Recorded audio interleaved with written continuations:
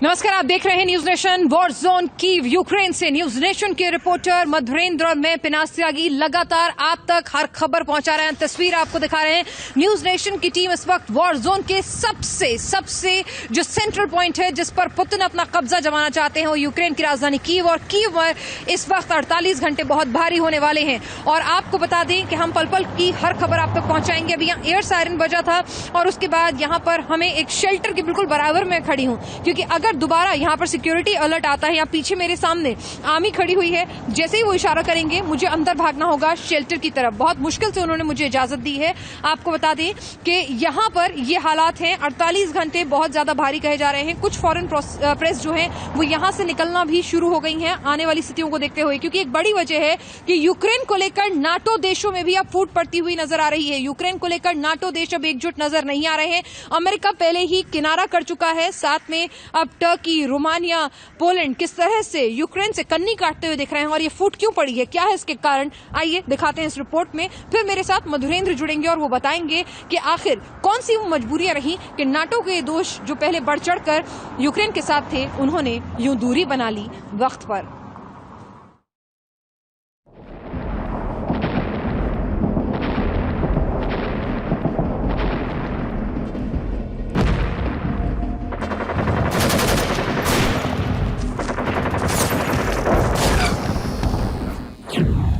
Kyiv में कोहराम much गया।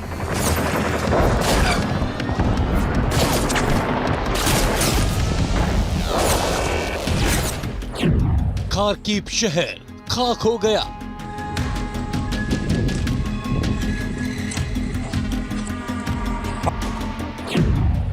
खेरसॉन खंडर में तब्दील है।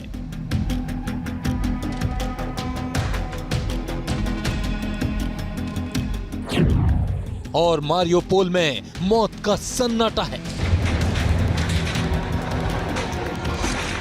यूक्रेन का जर्रा जर्रा आज जल रहा है।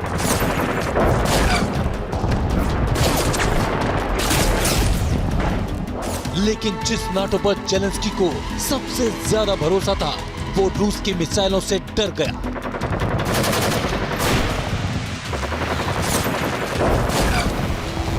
जिस अमेरिका के उकसावे पर पंगा लिया था वो पुतिन की सेना से खौफ खा गया।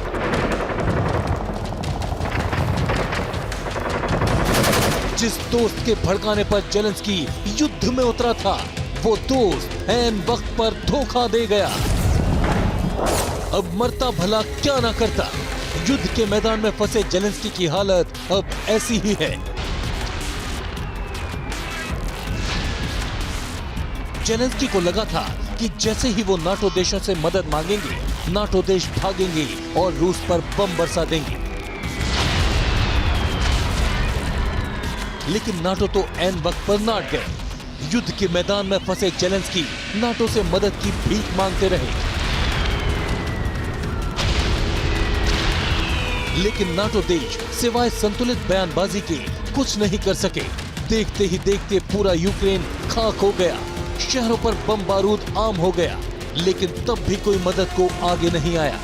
ना किसी ने युद्ध के लिए फाइटर जेट भेजा, ना कोई पुतिन को युद्ध रोकने के लिए मना पाया। जिसके बाद जेलेंस्की नाटो देशों पर भड़क गए। कहते हैं दुश्मन से ज्यादा खतरनाक होता है धोखेबाज दोस्त। जेलेंस्की के लिए भी युद्ध में कुछ ऐसा ही है। रूस ने यूक्रेन में जो किया वो सबके सामने है, लेकिन नाटो का बर्ताव जेलेंस्की को रूस की मिसाइलों से ज्यादा तकलीफ दे रहा है। आज नाटो सम्मेलन था, कमजोर सम्मेलन, कंफ्यूज्ड सम्मेलन, ऐसा सम्मेलन जहां हर कोई सोचता है कि यूरोप की आजादी की लड़ाई पहला लक्ष्य नहीं है।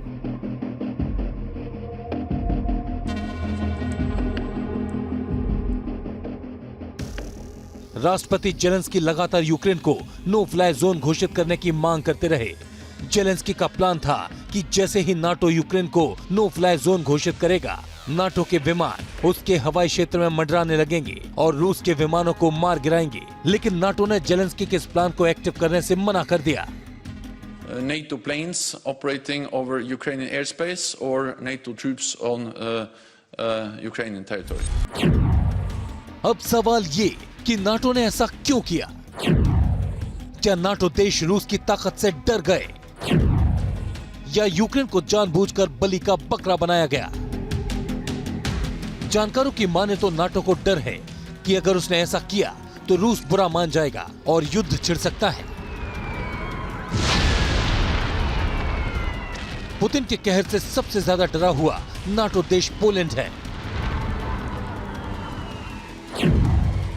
जानकारी के मुताबिक अमेरिका ने पोलैंड को F-16 विमान देने का वादा किया था। बदले में पोलैंड को अपने पुराने विमान यूक्रेन की मदद के लिए भेजने थे, लेकिन रूस के खौफ को देखते हुए पोलैंड ने इससे इनकार कर दिया।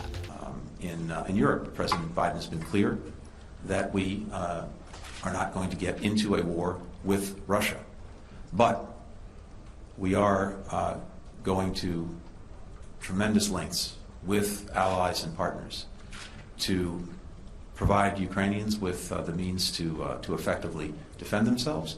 And of course, we're seeing every single day their extraordinary heroism, as well as very real results in what they're doing to achieve.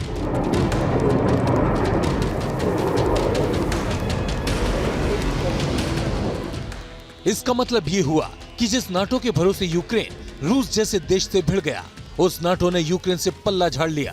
बेशक नाटो देश यूक्रेन को हथियार और सैनिक साजो सामान मुहैया कराने का दावा कर रहे हैं, लेकिन युद्ध के मैदान में यूक्रेन अकेला ही खड़ा है और नाटो रूस की धमकी के आगे भीगी बिल्ली बना पड़ा है। Team news nation.